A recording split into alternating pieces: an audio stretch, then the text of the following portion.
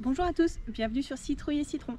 Aujourd'hui, une nouvelle fois direction le potager, mais cette fois-ci on ne va pas faire le tour du jardin, on va discuter d'une plante ou d'une famille de plantes en particulier. On va parler du super pouvoir des légumineuses. Alors les légumineuses, qu'est-ce que c'est?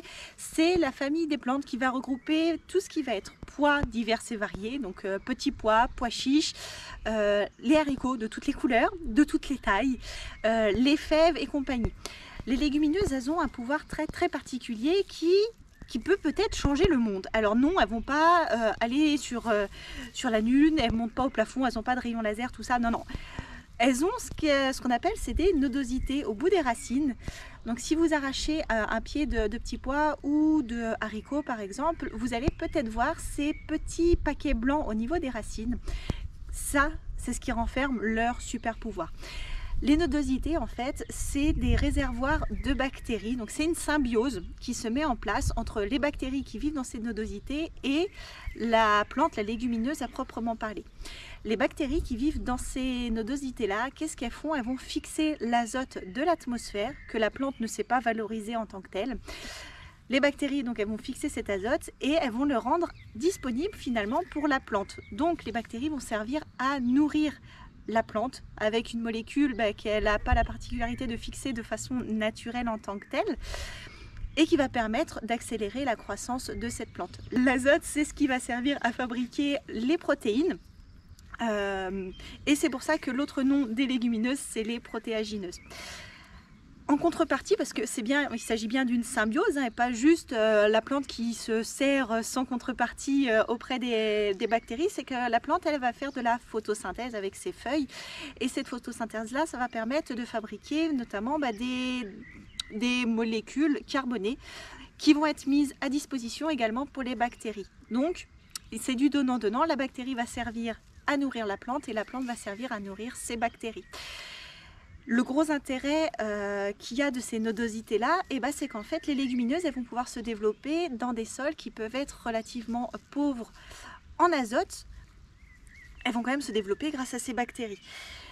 Au niveau agricole, ce qui va être intéressant, c'est qu'on n'a pas besoin de mettre d'engrais azotés et notamment d'engrais chimiques azotés sur les légumineuses là grâce à ces petites bactéries contenues dans les poches blanches là au niveau des racines, et c'est pour ça qu'on les retrouve de plus en plus dans les rotations, notamment des agriculteurs bio qui n'ont pas le droit d'utiliser des engrais chimiques, mais également des agriculteurs en conventionnel qui vont se servir de cette propriété naturelle des légumineuses pour assurer des rotations avec moins d'engrais.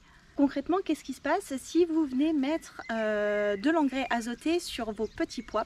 En fait, la plante, elle va fixer directement l'azote de votre engrais azoté et les bactéries qui vivent là normalement dans ces nodosités-là, elles ne vont pas se développer.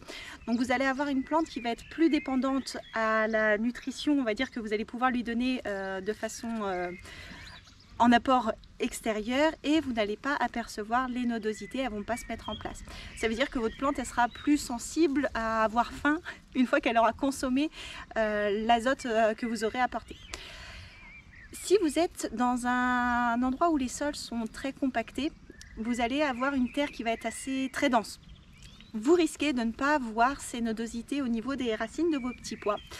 Pourquoi? Parce qu'on a dit que ces bactéries vont fixer l'azote de l'air. Qui dit sol compacté dit qu'il y a finalement peu de réservoirs, de petites poches d'air, si vous voulez, dans la terre. Donc les bactéries, elles ne vont pas réussir à se mettre en place, elles n'auront pas l'air qu'il faut, entre guillemets, pour fixer l'azote et ainsi nourrir la plante. Enfin, si vous voulez regarder également, chercher des nodosités sur vos plants de haricots par exemple, vous risquez de ne pas en trouver si vous êtes en Europe par exemple, parce que les haricots, ils ne sont pas originaires de chez nous. Donc dans nos sols, on n'a pas les bactéries qu'il faut pour se fixer sur les plants de haricots et ainsi faire des nodosités.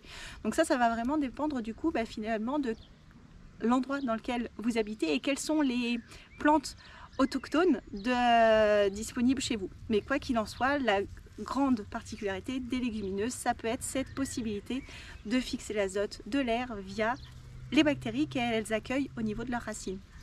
Également, si vous êtes sur un terrain qui est régulièrement inondé, vos bactéries, elles vont pas pouvoir vivre parce qu'une nouvelle fois, il leur faut de l'air pour fixer de l'azote. Donc, dans des sols qui sont complètement détrempés, ou si vous avez des grosses périodes de pluie où les racines elles restent très longtemps dans une terre très boueuse, il y a un risque que ces bactéries ne se développent pas et que du coup vos petits pois ils patinent parce que ils n'arrivent pas à manger, ils n'ont pas l'azote qu'il leur faut, voire même les racines asphyxient. Mais là on est sur un autre, sur un autre sujet pardon, que les nodosités. Donc ça peut expliquer parfois des plantes qui rament et qui patinent, et c'est peut-être pour ça qu'on l'année dernière nous on n'a pas eu de petits pois, ils sont restés hauts comme ça, on n'a quasiment rien récolté, peut-être parce qu'il avait trop plu et que la terre était détrempée et que du coup les bactéries n'ont pas pu se développer et que la plante donc n'a pas pu avoir l'azote qu'il lui fallait pour sa croissance. Voilà pourquoi est-ce qu'on va retrouver des légumineuses dans le potager, au-delà du fait que les petits pois, c'est sacrément bon. Donc c'est l'intérêt d'avoir différentes plantes dans le potager. Maintenant vous connaissez tout du super pouvoir des légumineuses. J'espère que cette petite vidéo elle vous a plu. Si c'est le cas, pensez à la liker, à vous abonner à la chaîne et à cliquer sur la petite cloche pour être averti de la parution de la prochaine vidéo. Et moi je vous dis à très bientôt sur Citrouille et Citron.